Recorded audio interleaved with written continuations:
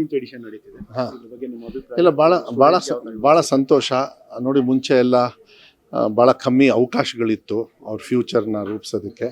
ಇವತ್ತು that it self has become very competitive.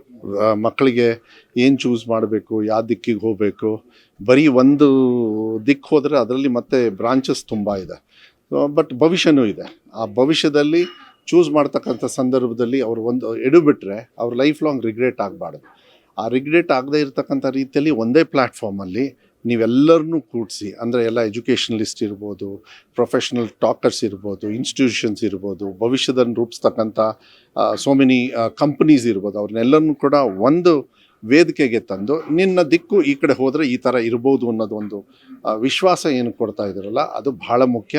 ಅದರಲ್ಲೂ ಭಾಳ ಸಂತೋಷ ಏನು ಅಂತ ಹೇಳಿದರೆ, ಡೆಕ್ಕನ್ ಹೆರಾಲ್ಡ್ ಪ್ರಜಾವಾಣಿ ಅಂತ ಹೇಳಿದಾಗ ಕರ್ನಾಟಕದಲ್ಲಿ ಮತ್ತು 78 ವರ್ಷದಿಂದ ಅವರ ಸಾಮಾಜಿಕ ಕಳಕಳಿ, ಯಾಕೆಂದರೆ ಪತ್ರಿಕಾ ಮಾಧ್ಯಮ ಅಂತ ಹೇಳಿದರೆ ಅದು ಸಮಾಜವನ್ನು ಸೃಷ್ಟಿ ಸರಿ ದಿಕ್ಕಿಗೆ ತಗೊಂಡು ಹೋಗ್ತಕ್ಕಂಥ ಒಂದು ವ್ಯವಸ್ಥೆ. ಸರ್ಕಾರಗಳ ಜೊತೆಗೆ ಸಾಮಾನ್ಯ ಜನರ ಜೊತೆಗೆ ಮಾಧ್ಯಮನೂ ಕೂಡ ಒಳ್ಳೆ ದಿಕ್ಕು ತೋರಿಸುತ್ತೆ. ಆ ಪವಿತ್ರತೆಯನ್ನು ಕೂಡ ತೊಗೊಂಡು ಹೋಗ್ತಕ್ಕಂಥದ್ದು ಅದು ಅವರು ಮಾಡ್ತಾ ಇರೋದು ಮಕ್ಕಳ ಭವಿಷ್ಯಕ್ಕೆ. ಯಾಕೆಂದರೆ ಪೇರೆಂಟ್ಸು ತುಂಬ ಜನರಿದ್ದಾರೆ ಡೆಕ್ಕನ್ ಹೆರಾಲ್ಡ್ ಪ್ರಜಾವಾಣಿನ ನಂಬಿಕೊಂಡು ಅವರು ದಿನವನ್ನು ಸ್ಟಾರ್ಟ್ ಮಾಡ್ತಕ್ಕಂಥ, ಅವ್ರ ಮಕ್ಕಳ ಭವಿಷ್ಯವನ್ನು ಶುರು ಮಾಡ್ತಕ್ಕಂಥ ಇಲ್ಲ ಹಾದಿ ತೋರಿಸ್ತಕ್ಕಂಥ ಒಂದು ಪ್ಲ್ಯಾಟ್ಫಾರ್ಮನ್ನ ಡೆಕ್ಕನ್ ಹೆರಾಲ್ಡ್ ಪ್ರಜಾವಾಣಿಯವರು ಮಾಡ್ತಾ ಇರ್ತಕ್ಕಂಥದ್ದು ಭಾಳ ಅರ್ಥಪೂರ್ಣವಾಗಿದೆ. ನಾನು ಇಷ್ಟೇ ಹೇಳೋದು, ನೀವೆಲ್ಲ ಇಷ್ಟೊಂದು ಕಷ್ಟಪಟ್ಟು ಮಾಡೋದನ್ನ ಎಲ್ಲರೂ ಕೂಡ ಅವರ ಮಕ್ಕಳನ್ನು ಕರ್ಕೊಂಡು ಬಂದು ಇದನ್ನು ಉಪಯೋಗ ಮಾಡಿ ಅವರ ದಿಕ್ಕನ್ನು ಏನು ಆಯ್ಕೆ ಮಾಡ್ಕೋಬೇಕು, ಅದನ್ನು ಉಪಯೋಗ ಮಾಡಿಕೊಂಡ್ರೆ ಅದು ನೀವು ಡೆಕ್ಕನ್ ಹೆರಾಲ್ಡ್ ಅವ್ರಿಗೂ ಕೊಡ್ತಕ್ಕಂಥದ್ದು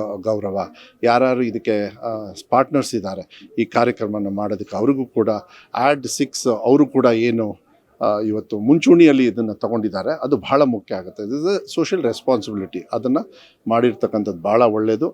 ನಿಮಗೂ ಒಳ್ಳೆಯದಾಗಲಿ. ಇದನ್ನು ಆಯ್ಕೆ ಮಾಡಿ ಮಕ್ಕಳು ಏನು ಭವಿಷ್ಯಕ್ಕೆ ಹೆಜ್ಜೆಯನ್ನು ಇಡ್ತಾರೆ ಅವ್ರಿಗೂ ಕೂಡ ದೇವರು ಒಳ್ಳೇದು ಮಾಡಲಿ ಅನ್ನೋದನ್ನ ನಾನು ಹೇಳಲಿಕ್ಕೆ ಇಷ್ಟಪಡ್ತೀನಿ. Sir, congratulation. First of all ನೀವು ಸೆಕೆಂಡ್ PUC ರಿಸಲ್ಟ್ಸ್ ಎಕ್ಸಾಮ್ಸ್ಗಿಂತ ಮುಂಚೆ ಅನೌನ್ಸ್ ಮಾಡಿದ್ರಿ.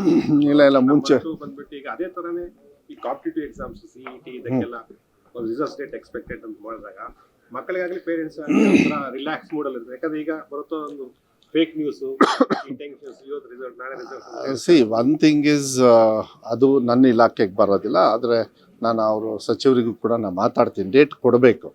ನಾನು ಯಾಕೆ ಕಂಪಲ್ಸರಿ ಡೇಟ್ ಕೊಡೋಕ್ಕೆ ನಾನು ಇಲಾಖೆಯಲ್ಲಿ ಯಾಕೆ ಹೇಳಿದೆ ಅಂದರೆ, ಸೆಕೆಂಡ್ ಎಕ್ಸಾಮ್ ಇದೆ, ನಾನು ಥರ್ಡ್ ಎಕ್ಸಾಮ್ ಇದೆ. ಸೆಕೆಂಡ್ ಎಕ್ಸಾಮ್ ಆದಮೇಲೂ ಕೂಡ CETಗೆ ಹೋಗ್ಬೇಕು ಅವರು. ಆ ಥರ ಆಪ್ಷನ್ಸು ಕೂಡ ಕೊಡ್ತಾ ಇದ್ದೀನಿ ನಾನು.